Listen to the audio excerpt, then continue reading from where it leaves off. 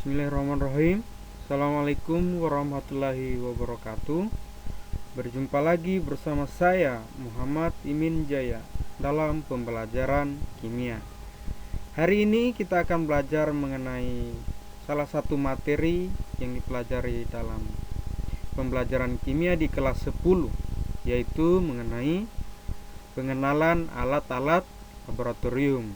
Jadi aplikasinya sebenarnya bisa kita praktekkan, namun karena sekarang pembelajarannya masih menggunakan pembelajaran dalam jaringan atau pembelajaran online, maka saya buatkan pembelajarannya dalam bentuk video pembelajaran seperti berikut ini.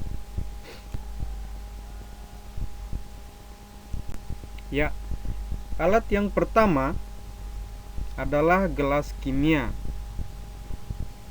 Gelas kimia umumnya digunakan untuk mengukur volume larutan ataupun bahan yang tidak begitu memerlukan ketelitian yang tinggi.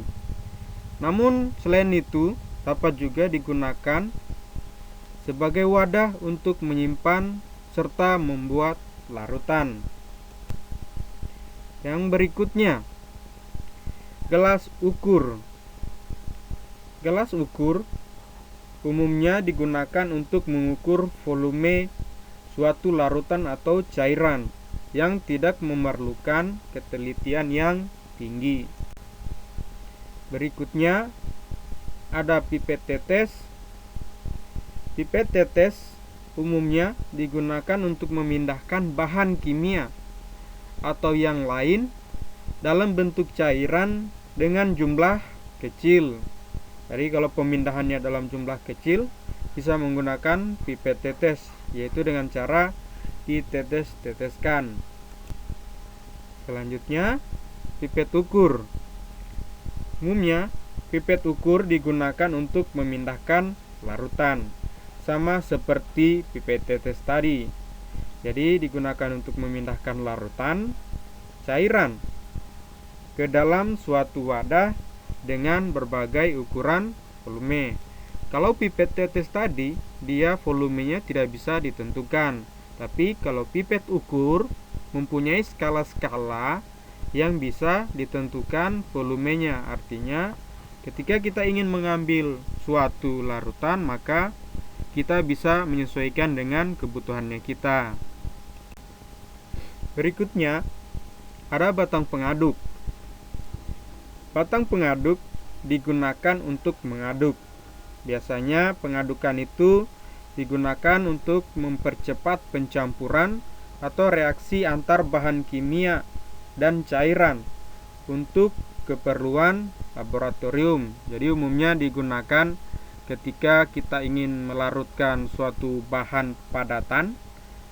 Agar cepat larut, maka kita menggunakan batang pengaduk. Kalau aplikasinya dalam kehidupan sehari-hari, ketika kita melarutkan gula, ketika membuat teh, maka kita menggunakan sendok.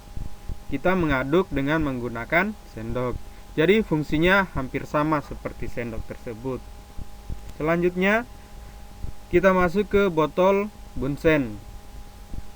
Botol bunsen ini adalah salah satu bahan pemanas atau alat pemanas yang digunakan untuk pemanasan, pembakaran, dan sterilisasi jarum OSI atau lainnya.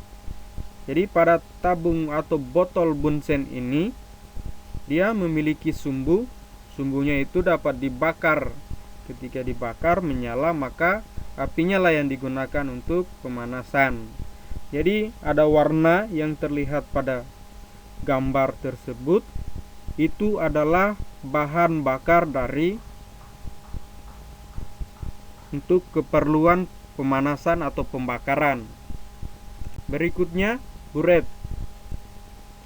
Buret kita gunakan umumnya itu untuk meneteskan sejumlah reagen cair dalam eksperimen yang memerlukan presisi, seperti pada eksperimen titrasi.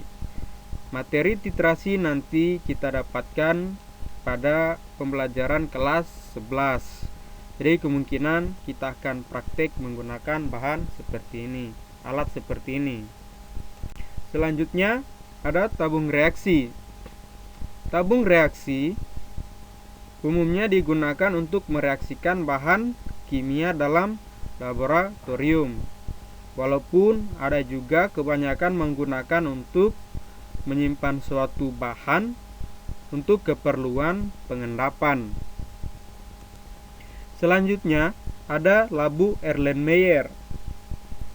Alat ini digunakan untuk mengukur, menyimpan, atau bahkan untuk mencampur cairan. Jadi fungsinya cukup banyak. Selanjutnya ada labu ukur.